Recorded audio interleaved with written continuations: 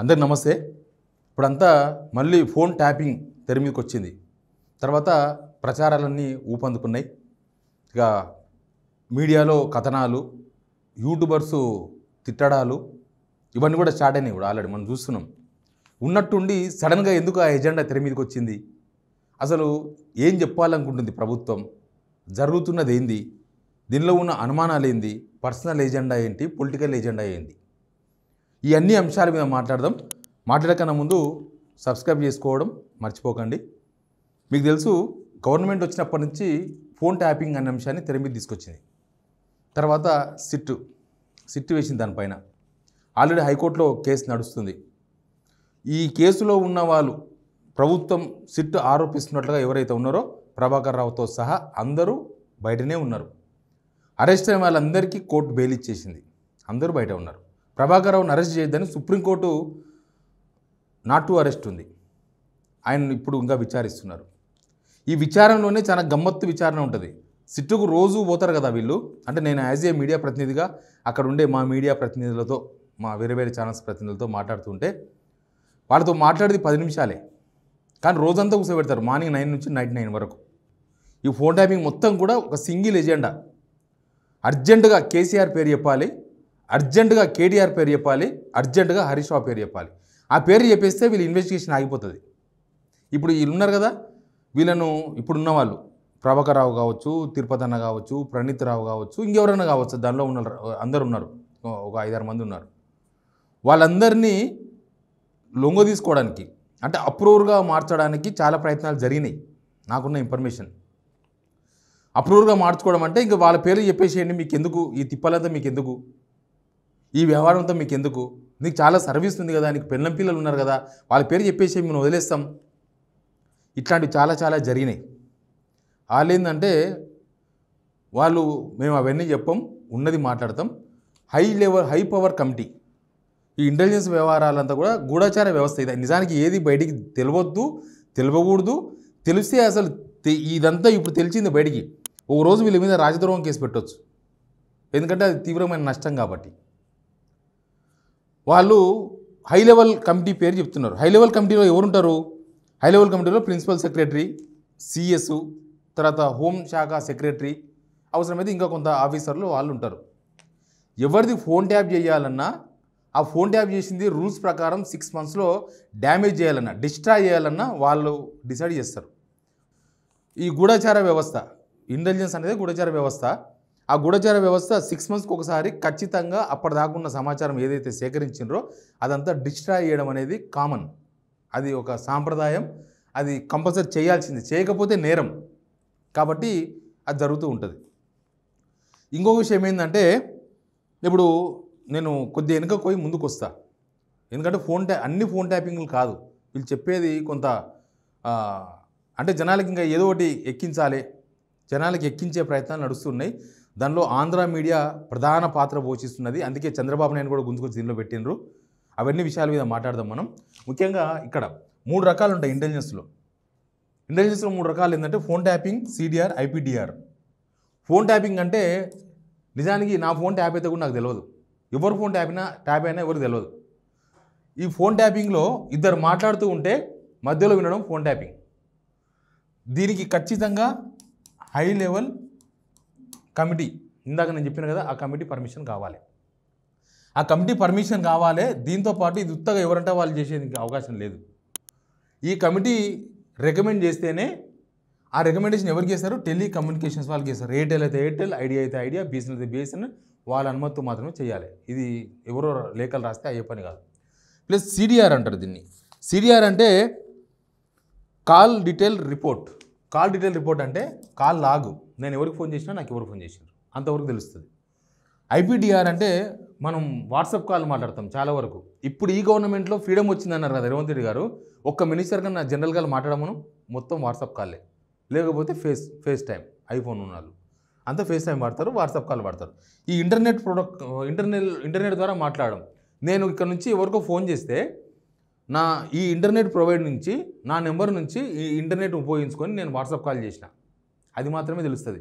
ఎంతసేపు మాట్లాడిన మాత్రమే తెలుస్తుంది, ఏం మాట్లాడినో తెలియదు. ఇక్కడ ఓన్లీ లిస్ట్ వస్తుంది, ఇక్కడనేమో ఎంతసేపు మాత్రమే వస్తుంది, ఇది కావాలంటే పర్మిషన్ తీసుకోవాలి. అదే విషయాన్ని వాళ్ళు పదే పదే చెప్తున్నారు. వాళ్ళు అప్రూవర్గా మారలే కాబట్టి ఇదంతా నడుస్తుంది. అప్రూవర్గా మారి వీళ్ళ ముగ్గురు పేర్లు చెప్పిస్తే కేసు క్లోజ్ చేద్దాం అనేది గవర్నమెంట్ ప్రయత్నంగా మనకు అనిపిస్తుంది. ఇక దీనిలో అనుమానాలు చాలా ఉన్నాయి. అనుమానాల గురించి ఎందుకు మాట్లాడుతున్నామంటే, అనుమానాలు నిన్న పీసీసీ చీఫ్ మహేష్ కుమార్ గౌడ్ గారు పోయినరు, సిట్ ముందుకు పోయినరు. సిట్ ముందుకు పోతే యాక్చువల్గా మహేష్ కుమార్ గౌడ్ కూడా తెలియదు, ఇంటెలిజెన్స్ వాళ్ళు ట్యాప్ చేసే విషయం ఎవరికి తెలియదు. వాళ్ళు మీ నెంబర్ కూడా ఉంది అంటే పోయి ఆడేమడుగుతారు తెలుసా, నువ్వు పలానా 2023 అక్టోబర్లో నువ్వు పలానా నేను ఫోన్ చేసినావా, గుర్తుంటుందా? ఇవాళ పొద్దుగాలు ఎవరికి ఫోన్ చేసినామో చెప్పగలమా మనం? అసలు నెంబర్లన్నీ గుర్తుంటాయా?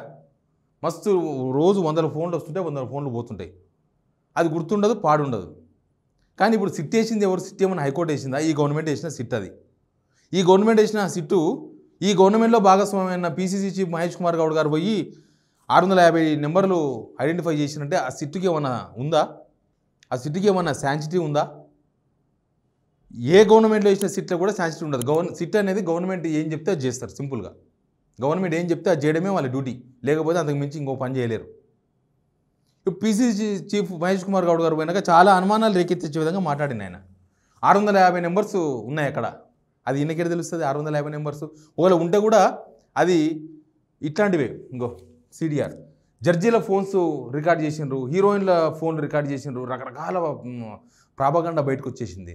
అసలు యాక్చువల్గా ఈ సిడిఆర్లో నెంబర్లు ఉంటాయి కదా, అంటే ఎవరెవరికి ఫోన్ చేసిండ్రు ఏం తెలిస్తే ఒక నక్సలైట్ సానుభూతి పాడు ఎవరెవరికో ఫోన్ చేసి మాట్లాడిన అనుకో, ఆ కాల్ రికార్డ్ తీసుకున్నప్పుడు దానిలో ఎవరుంటే వాళ్ళకి ఫోన్ చేస్తారు. అసలు ఎవరితో మాట్లాడుతున్నాడు అనే రికార్డు వస్తే ఆ ఫోన్ కూడా దీనిలోకి వెళ్ళిపోతుంది, ఫస్ట్ ఫోన్ ట్యాపింగ్లోకి వెళ్ళిపోతుంది. అసలు ఈయన ఎవరితో మాట్లాడాడు, ఈయనతో మాట్లాడాడు, ఈయన జడ్జియా లేకపోతే ఇంకెవరా, లేకపోతే పోలీస్ ఆఫీసరా, లేకపోతే ఓ రిపోర్టరా, ఓ సానుభూతి పాడా, ఎక్కడనో, నాట్ ఓన్లీ నక్సలైట్ సానుభూతి పాడు, ఎవరైనా సరే ఒక పొలిటీషియన్, ఒక ప్రత్యర్థి పార్టీ అయినా ఇక్కడ జడ్జితో మాట్లాడితే కూడా ప్రభుత్వంలో ఉన్న వాళ్ళు తెలుసుకునే ప్రయత్నం చేస్తారు ఏం జరుగుతుందని. అసలు వాళ్ళ డ్యూటీ అది. ఇప్పుడు ఎక్కడనో ధర్నాలు జరుగుతూ ఉంటాయి, పోలీసులకు ముందే ఎడ తెలుస్తుంది? ట్యాపింగ్ ద్వారానే తెలుస్తుంది ఇంటెలిజెన్స్ వాళ్ళకి. పలానోళ్ళు ధర్నాకు ప్లాన్ చేస్తున్నారు, పలానోళ్ళు కుట్రకు దారి తీస్తున్నారు, పలానోళ్ళు హైదరాబాద్లో బాంబులు పెట్టే ప్రయత్నం చేస్తున్నారు, పలానా ఉగ్రవాద సంస్థ ఇక్కడ ఏమన్నా స్లీపర్ సెల్స్ పెట్టుకున్నది, ఎడకెళ్ళి తెలుస్తుంది? అవన్నీ అట్లే తెలుస్తాయి, ట్యాపింగ్ ద్వారానే తెలుస్తుంది. ట్యాపింగ్ అనేది వాళ్ళ వృత్తి, అది చట్టబద్ధమైంది. అయితే ఇక ఆయన మాట్లాడింది, పీసీ చీఫ్ మాట్లాడింది 650. తర్వాత 2018లో ఫోన్ ట్యాపింగ్ ద్వారానే మేము ఓడిపోయినాం. మరి 2023లో ఎట్లా గెలిచిండ్రు?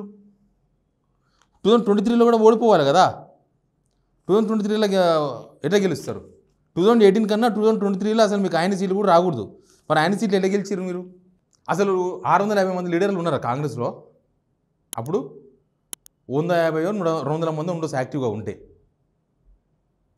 మరి ఆయన చెప్పింది ఇంకొకటి, షర్మిల జగన్ అన్ని విషయాలను తెర మీద తీసుకొచ్చేసిండ్రు. ఒకసారి చంద్రబాబు మీడియా మొత్తం యాక్టివ్ అయిపోయింది. ఎందుకంటే ఇక్కడ చాలా విషయాలు చర్చలో ఉన్నాయి. బనకచెర్ల, తెలంగాణను మొత్తం నాశనం చేసే బనకచెర్ల ఒక పక్క ఆడ ప్రజెంటేషన్ చేస్తున్నారు, ఒక పక్క ఉత్తమ్ కుమార్ ప్రజెంటేషన్ పెట్టుకున్నాడు. ఏమొస్తే ప్రజెంటేషన్లతోనా? దాన్ని డైవర్ట్ చేయాలి అర్జెంటుగా. కాళేశ్వరం కేసు మొత్తం రివర్స్ అయింది గవర్నమెంట్ మీదకి. నేను చెప్పినా కదా, మొత్తం రివర్స్ అయిపోయింది. అసలు వీళ్ళు మినిట్స్ ఇవ్వాలి, క్యాబినెట్ మినిట్స్ ఇస్తలేరు. తర్వాత లోకల్ బాడీ ఎలక్షన్స్ వచ్చినాయి. ఇది లోకల్ బాడీ ఎలక్షన్స్తో కూడా అయిపోదు. ఈ ఫోన్ ట్యాపింగ్ వ్యవహారాన్ని నెక్స్ట్ ఉప ఎన్నిక వరకు నడిపిస్తారు. ఇట్లే ఉప ఎన్నిక దాకా నడవాలి. ఇదంతా పొలిటికల్ ఎజెండా. తర్వాత షర్మిల ఫోన్ కూడా ట్యాప్ చేసారు. ఎందుకు? జగన్కి ఇంటెలిజెన్స్ లేదా అక్కడ? ఏపీ తెలంగాణ ఒకటే సర్కిల్. అసలు నేను ఇంతకుముందు పోయిన దానికి చెప్తా. సిడిఆర్ అనేది ఈవెన్ పోలీస్ స్టేషన్లో సిఐ కూడా చేస్తారు. ఎందుకు చేస్తారంటే, ఏమన్నా దొంగలు ఎట్లా పట్టుకుంటారు వాళ్ళు? లొకేషన్ బట్టి పట్టుకుంటారు. లొకేషన్ ఎక్కడ తెలుస్తుంది అంటే ఇక్కడ తెలుస్తుంది. ఈ సిడిఆర్లను తెలిసిపోతుంది.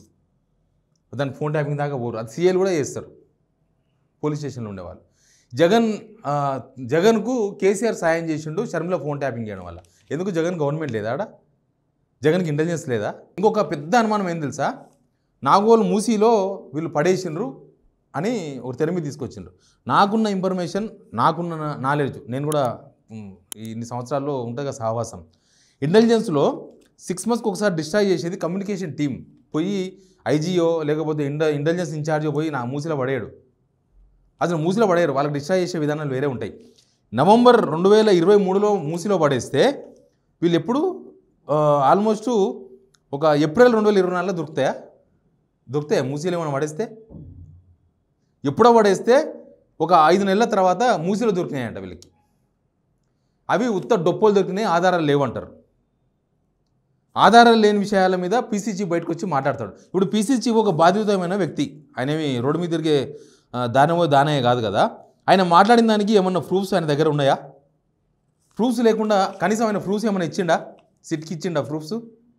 ఆయనకే తెలియదు ఆయన ఫోన్ ట్యాప్ చేస్తే. హైకోర్టుకు ఇవ్వచ్చు కదా ఆయన దగ్గర ఏమన్నా ప్రూఫ్స్ ఉంటే, హైకోర్టులో సబ్మిట్ చేయొచ్చు కదా. హైకోర్టులో విచారణ నడుస్తుంది. అసలు హైకోర్టు జడ్జీల ఫోన్లే ట్యాప్ అయినాయంటే వాళ్ళే బెయిల్ ఇచ్చేసిండ్రు వీళ్ళందరికీ. మీరు ప్రూఫ్స్ ఇస్తే కనీసం వాళ్ళని పట్టుకుపోయి మళ్ళీ లోపల కూర్చోబెడతారు, అసలు వాస్తవాలను తెలుస్తే కదా. పీసీ చీఫ్ మాట్లాడిన దాని మీద కేటీఆర్ ఏం చేసిండు, లీగల్ నోటీస్ ఇచ్చిండు. ప్లస్ ఇప్పుడు ఎంత దాకా వచ్చిందంటే ఈ కేసు సిట్ ఏం విచారణ చేస్తుందో ఏం జరుగుతుందో కానీ బీఆర్ఎస్కి ఒక అస్త్రం ఇచ్చిండు పీసీ చీఫ్. జరుగుతున్న విచారణ అంతా ప్రభావం పడే విధంగా హైకోర్టులో విచారణ జరుగుతుండగా ఈ విషయాలను కూడా బయట పెట్టిండు. 650 మంది నెంబర్లు, అది ఇది మొత్తం లేనిపోనివన్నీ. అవతల లీగల్ టీం వాళ్ళకు ఉండదా? వాళ్ళు ఏం చేస్తారు, ఇదంతా పక్కదో పట్టిస్తున్నారు. మనం చూలే కరెంటు కమిషన్ ఏమైంది? కరెంట్ కమిషన్ ఏమైంది? రిపోర్ట్ కూడా ఇచ్చింది, అడ్డే పోయింది. ఏకంగా జడ్జినే మార్పియాల్సి వచ్చింది. సుప్రీంకోర్టుకు పోతే సుప్రీంకోర్టు మార్చేసింది. ఇప్పుడు బీఆర్ఎస్కి ఒక అస్త్రం దొరికింది. ఏం అస్త్రం దొరికింది? ఈ విచారణ అంతా కూడా ఎఫెక్ట్ అయ్యే విధంగా, ప్రభావితం అయ్యే విధంగా పీసీ చీఫ్ మాట్లాడేసిండు. వీళ్ళందరూ భయపడే విధంగా మాట్లాడిచ్చిండు, ఇంకేదో మాట్లాడిచ్చిండు. ఇప్పుడు దాన్ని పట్టుకొని మీడియాలో కొన్ని ఛానల్స్ అయితే డైరెక్ట్ చంద్రబాబు లైన్ తీసుకొచ్చింది. దీనిలో ఒక పెద్ద పర్సనల్, అదే చెప్తుంది, ఇక్కడ పర్సనల్ ఎజెండా ఉంది. ఇక్కడ దాకా వచ్చినాం మనం. పర్సనల్ ఎజెండా ఏంటంటే నన్ను ఇబ్బంది పెట్టారు కాబట్టి నేను ఇబ్బంది పెట్టాలనేది రేవంత్ రెడ్డి పర్సనల్ ఎజెండా. ఇంకోటి ఏంటంటే ఇప్పుడు ఫోన్ ట్యాపింగ్ ద్వారా ఒకవేళ ఇంటెలిజెన్స్ వాళ్ళు ఫోన్ ట్యాపింగ్ చేయడం ఏం చేసిండ్రంటే పట్టుకుంటే రేవంత్ రెడ్డిని ఆ ఓటర్ నోట్ కేసులో దొరకబట్టిండ్రు. తర్వాత ఎలక్షన్స్ అప్పుడు వీళ్ళు డబ్బులు వంచుతుంటే పట్టుకున్నారు. ఈ రెండు తప్పే. డబ్బులు వంచడం తప్పే, ఆ డబ్బులు పెట్టి ఒక ఎమ్మెల్యేను కొనే ప్రయత్నం చేయడం రెండు తప్పే.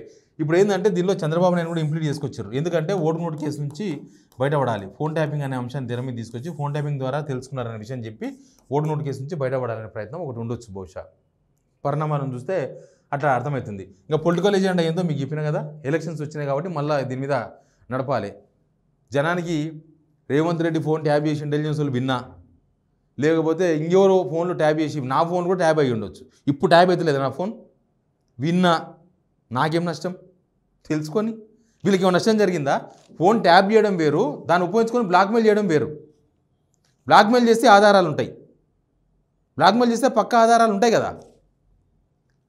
ఇప్పుడు ఎవరిదో ఒక సినిమా నాగబాబు ట్యాప్ చేసినట్టున్నాం, నాగబాబుకు తెలియదు ట్యాప్ చేసింది. నాగబాబుని ఎవడైనా బ్లాక్మెయిల్ చేసి డబ్బులు వసూలు చేస్తే కదా దానివల్ల నష్టం జరిగేది. మరి దీనిలో ఇంకేమున్నది?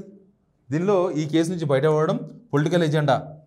ఈ లోకల్ బాడీ ఎలక్షన్స్ వచ్చినాయి, ప్రభుత్వ వైఫల్యాన్ని కూడా డైవర్ట్ కావాలి. ప్రభుత్వ వైఫల్యాలు చూసినా కూడా రుణమాఫీ, రైతు బంధు కూడా సహజంగా అయిపోతుంది. మళ్ళీ ప్రభుత్వ వైఫల్యం మీద చర్చ జరగొద్దు. రోజు మేము చెప్తే రాసుకునే టీవీ ఛానళ్ళు, పేపర్లు అన్నీ ఉన్నాయి. నేను ఎక్కడో చూసిన ఒక ఛానల్లో ABN, V6, తర్వాత NTV, TV5, మహాన్యూస్, ఇట్లాంటివి చంద్రబాబు నాయుడు బాగా ఊదే ఛానల్స్, కొన్ని మిక్స్డ్ ఛానల్స్, వీళ్ళందరూ వార్తేసారు. జగన్ ఇంట్లోనే ఇంటెలిజెన్స్ కిట్ పెట్టుకున్నాడంట. మరి జగన్ ఇంట్లో ఇంటెలిజెన్స్ కిట్ పెట్టుకుంటే మళ్ళీ ఈయన ఎందుకు హెల్ప్ చేస్తాడు? ఇవంతా కాంట్రవర్సీ, అనుమానాలు, ప్రాపగాండా ఉండేది ఇంత, జరుగుతున్న ప్రచారం ఇంత. ఇప్పుడు PCC చీఫ్ మాట్లాడిన దానికి ఒక్కదానికి ప్రూఫ్ ఉన్నా హైకోర్టులో వేస్తే వీళ్ళందరినీ తీసుకుపోయి ఊరేస్తుంది. ఏమన్నా చూద్దాం, ఏం ప్రూఫ్లు లేవు, మాటలు తప్ప. సేమ్ కాళేశ్వరం విషయంలో ఎట్లయితే కిందికి మీదికి ఎగిరి ఆకాశం దాకా ఎగిరి లాస్ట్కి ఆ కాళేశ్వరం ముందర బొక్కబోర్లో పడినరో, ఈ ఫోన్ ట్యాపింగ్ విషయంలో ఉపయోగించుకోవడానికి తప్ప, ఎలక్షన్స్ కోసమో దానికోసం ఉపయోగించుకోవడం తప్ప, ఇది ఎక్కడ ప్రూఫ్ చేస్తారు, ఏడ ప్రూఫ్ చేస్తారు, అసలు ఇది ఎక్కడ దాకా పోతుంది చూద్దాం మనం కూడా. Please subscribe signal TV.